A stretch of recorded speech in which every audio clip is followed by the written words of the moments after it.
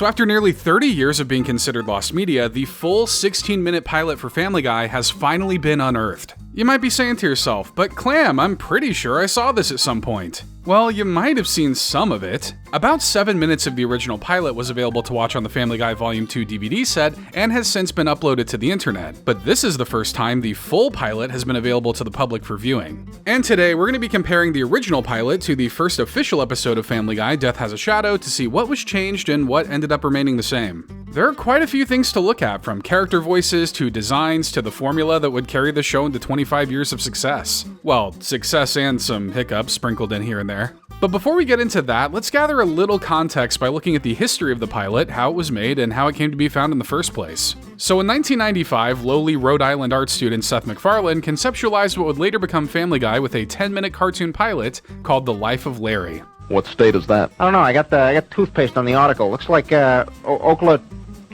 What's interesting about this pilot is that the wife character is the only one to keep her name from this pilot all the way through to the final show. She's always known as Lois, while Larry would become Peter, Steve would become Brian, and Milt would become Chris. So why did Seth have such a connection to the name Lois? Perhaps it's the name of a long-lost love MacFarlane still thinks about to this day that he could finally be with in cartoon form.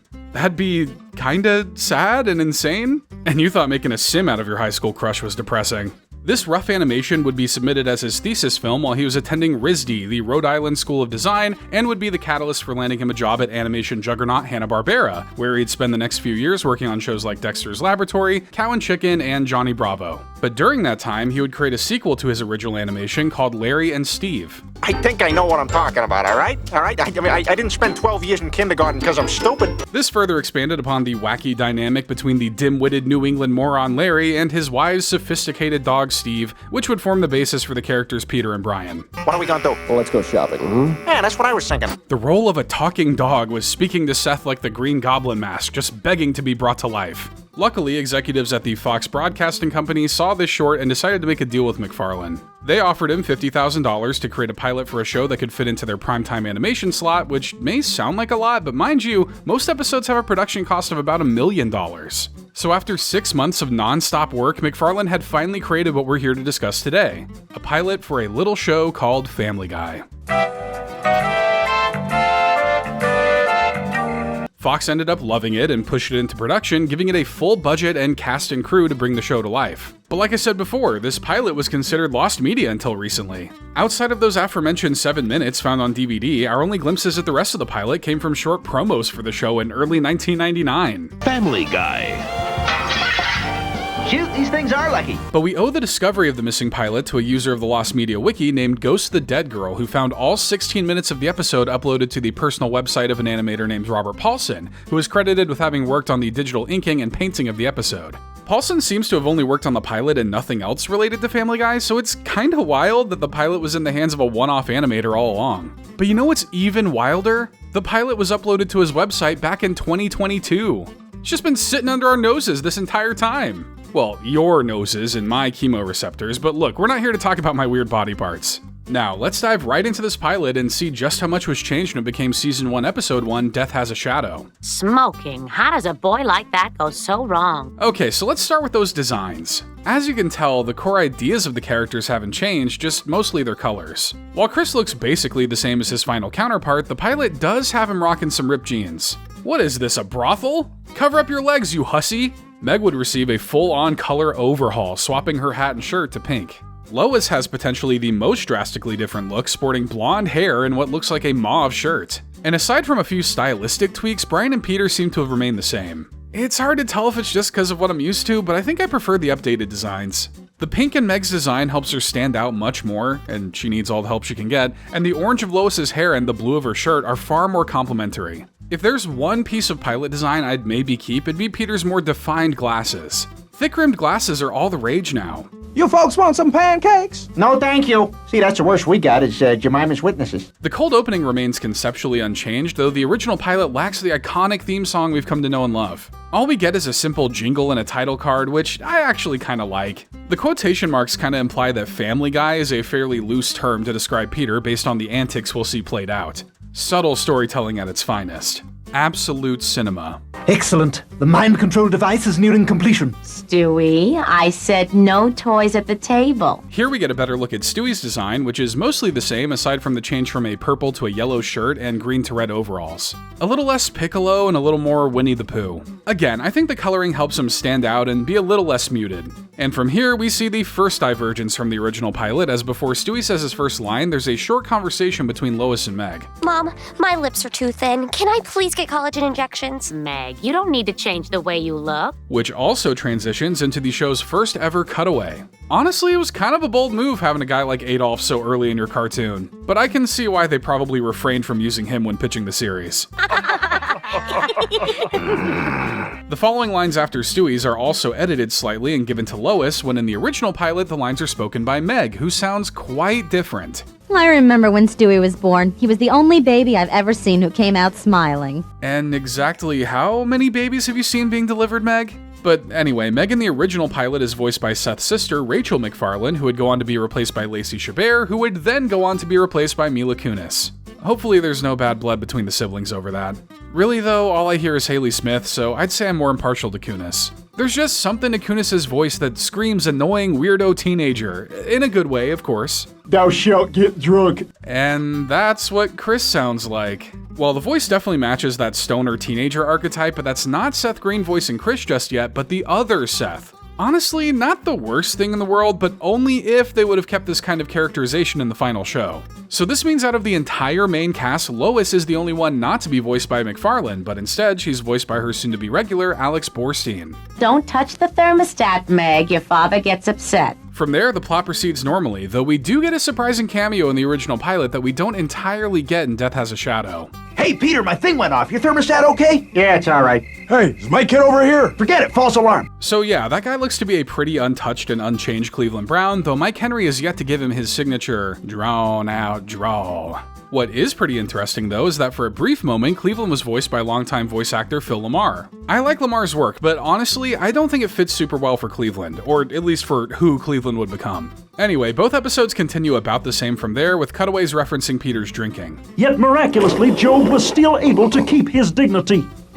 Whoa, is that really the blood of Christ? Okay, am I going crazy, or does Peter drinking from the chalice sound a lot like the drinking sound effect from Minecraft?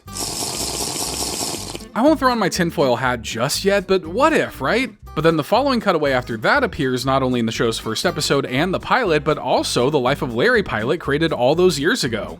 Anything he says is a stitch. I have AIDS. A joke so nice he used it thrice. And from there, the pilot moves along as intended, with us getting our first look at what could be considered the proto-Quagmire. Hey, who wants to play Drink the Beer? Right here. You win! Thank goodness they redesigned Glenn for primetime. The background extra look just doesn't suit that man. This guy needs a chin the size of Colorado. And if you listen closely, you may even be able to hear the Beatles' I Wanna Hold Your Hand over the party in the original pilot. Kinda seems like a weird bachelor party song, but who am I to judge? Daddy only drank so the Statue of Liberty would take her clothes off. Narratively, the pilot and episode continue the same, with a few altered lines here and there and a cutaway thrown in the final product. Feels like there's accountants cranking ad machines in my head. So it seems the original pilot didn't make as much of an effort to go as out there as the first episode. They mostly let the characters be the conductors of the comedy rather than the references or cutaways. Think I said that loud enough for the modern episodes to hear me? It's a bit of a surprise considering pilots are supposed to help set the tone of the show, but it could have been more of a time issue than anything. This chair leg was loose. Isn't that silly? I could have broken my neck. Damn. And when we step into Peter's job at Happy-Go-Lucky Toys, we also hear a different voice for his boss, Mr. Weed. Peter, it's your job to watch for any toy products that might be harmful to children. Now look sharp. So this one-time stand-in for Mr. Weed is actually Seth MacFarlane's old colleague and friend Butch Hartman, who would see his own success in animation a few years later when his show The Fairly Odd Parents was picked up. And while Hartman would be replaced with Carlos Alazraqui for the rest of the series, his name would still live on through the character of Dr. Hartman. But no Seth MacFarlane reference in Hartman's show? Sounds like a fake friend to me. Quite a situation we've got here, Tom. Quite a situation we've got here, Tom. Indeed, Diane. Quite a situation we've got here, Mike. Quite a situation we've got here, Mike. Indeed, Diane. And here's our first look at Tom and Diane of Channel 5 News, then known as Channel 6. Diane retains her name and overall look, though uses a different voice actress. Tom is still voiced by Seth MacFarlane, though he didn't go by Tom, he was instead Mike. I know Seth voicing a ton of characters was done out of cost necessity, but it's still surprising to see how many characters he continued to do after the show was greenlit. Save some voice roles for the rest of us. Way to go, Dad. Fight the machine. How do you know about the machine? Here's where the pilot differs a bit in each version. In the pilot, Lois learns of Peter losing his job immediately while also establishing a little character development for Chris. I'm gonna go get wasted. Okay, look both ways. I guess Chris was originally going to lean into the more rebellious teenager archetype before being turned into a loser for the show. Kinda surprised they went with both kids being somewhat social outcasts, but when you look at this family life, it starts to make a little more sense. What's that, Peter? Nothing. Oh, the lost my job smells great. What? In the episode, Peter decides to keep his layoff a secret from Lois, no doubt to build more dramatic tension and make Peter look even more irresponsible than he already did. I already been through 2 jobs this week. I got fired off of that commercial. And while the cutaways in this sequence remain mostly unchanged, the original pilot actually gives a bit more time to one of the cutaways. Oh, that is... They're gone! Oh, yes. This little bit admittedly makes the joke about the Von Trapp family escaping Austria make more sense, but I guess it was deemed unnecessary to include. It's too bad because I actually like this better than how the joke plays out in the episode, with its jarring clapping sound effect and its flat ending. Oh, that is bull...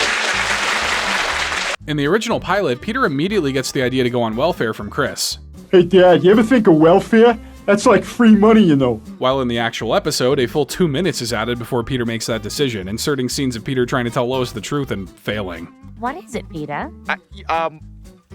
You're getting kind of fat. And Stewie trying to use his mind control device. I shall end your oppressive reign of matriarchal tyranny. Oh, you can play with your toys tomorrow, honey. They probably realized that the evil talking baby was money and they needed to give him more scenes. But where the pilot and the episode reconverge is with a fart joke, which also originates from the life of Larry Short.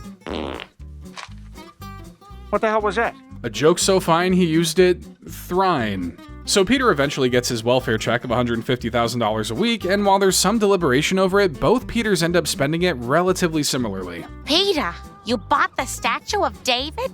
No, I just rented it. Dad, you bought Michelangelo's David? No, I just rented it. And where Peter throws David's severed appendage could have had lasting implications for one character.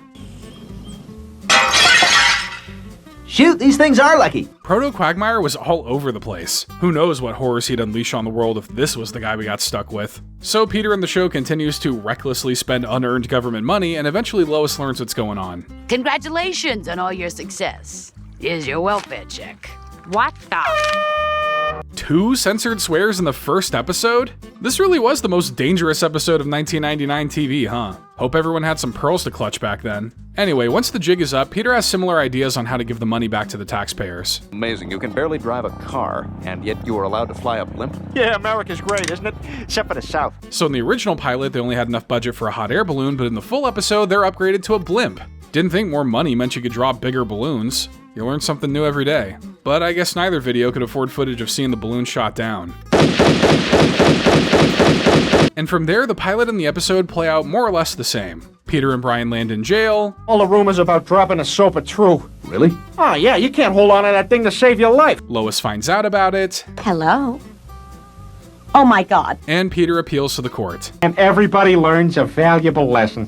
Mr. Griffin, have you learned a lesson? Oh, yeah, stay the hell away from that bike shop. But this is where the episode diverts slightly, as the pilot has the judge trying to show Peter the error of his ways with a tape explaining the value of welfare to the homeless. I'd rather be a penniless American than a rich commie. Well, I guess being homeless isn't so bad after all. See, being poor is good. Straight from the mouth of Uncle Sam. Straight from the mouth and into the toilet. But the judge in both versions decides Peter needs a bit more than a slap on the wrist. I'm sentencing you to 24 months in prison.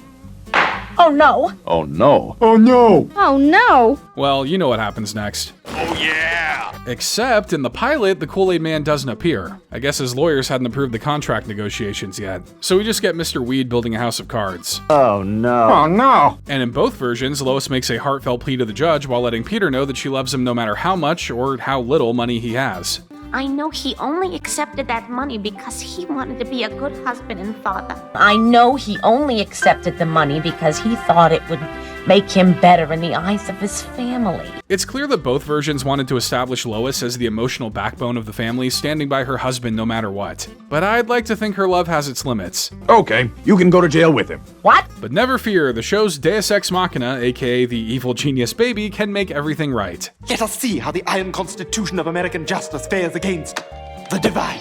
Though in the final episode, it isn't immediately clear if Stewie's device works, as the judge kinda makes his decision simply by seeing Stewie. Gosh, I can't separate a kid that young from his father. It's unjudgmently. Not sure unjudgmently is a word, but who cares? Peter's free to go and even gets his job back. Status quo secured. And so both episodes end with Peter kinda learning a lesson, but not before one last pop culture joke, which was repurposed from an earlier moment in the pilot. She sells seashells down by the... That is kind of a tongue twister. But to let the American people know Peter will always have another harebrained scheme up his sleeve, both episodes reaffirm that lessons aren't exactly something Peter's keen on learning. I got a way to get money. Not another welfare scam. No. Minority scholarship. But where the pilot ends on a freeze frame over credits, the final episode makes sure to remind everyone that Peter should be treated as an idiot at all times. No. Are you insane? Okay, I mean, harassment suit. That's our Peter, as smart as he is thin. Well, that was the pilot, and we never heard from the show again. Nah, the show actually became a big hit. Interestingly enough, before it became a staple of Fox's animation lineup, the show was originally pitched to Mad TV as a series of shorts, not unlike how The Simpsons got their start on The Tracy Ullman Show. But because of the success of King of the Hill, Fox jumped at the chance of having another breakout animated show geared towards adults. The show would go on to become a billion-dollar franchise, and by 2008, Seth MacFarlane would become the highest-paid television writer in the business. Okay, taxpayers, here you go. So as I said earlier, Robert Paulson didn't go on to work on Family Guy after the pilot, but what about the rest of the team? Well, the most interesting name to appear in those credits would probably be the producer, Jim Keeshan of Jim Keeshan Productions. There are a couple of websites, including the Lost Media Wiki, that state that Jim Keeshan took credit for directing the pilot and attempted to sue Fox and MacFarlane, but the case was dismissed in late 2000. I haven't been able to completely confirm that, but Keeshan was referenced as the pilot's director in an Animation World Network post from September 1998. Wouldn't it be wild if one day it came out that Seth stole credit for the show in a kind of similar fashion to Bob Kane and Bill Finger? Not saying it's the truth, just saying it has happened before. Yes, well, victory is mine! But out of all the names listed in the credits, I could only find one that ended up staying on the show after the pilot. Bill Edwards, who served as the production manager, would remain in the art department as a character and prop designer until 2005. As for everyone else, they either went on to do not much at all or continued to work in the industry in a variety of roles. Wonder whatever happened to that executive producer? Seth MacFarlane? Seth Macrame? Seth McMuffin? It'll come to me. I knew everything would turn out okay. While there may not be any startling secrets or surprising revelations behind the unearthing of this full pilot, it's still super cool to see where the show came from and how it developed into the controversial animation powerhouse we know today. I'm glad this finally saw the light of day because it's a testament to what can be made with passion, hard work, and determination. And $50,000. I guess the biggest takeaway from this is that Seth MacFarlane was only 25 when he made this show happen. So just remember, if you're older than 25, well, I don't really know what to say to make you feel better about that. But thanks for watching. If you're interested in seeing more Family Guy videos, be sure to subscribe to the channel and leave a like to help Sweaty Clam grow.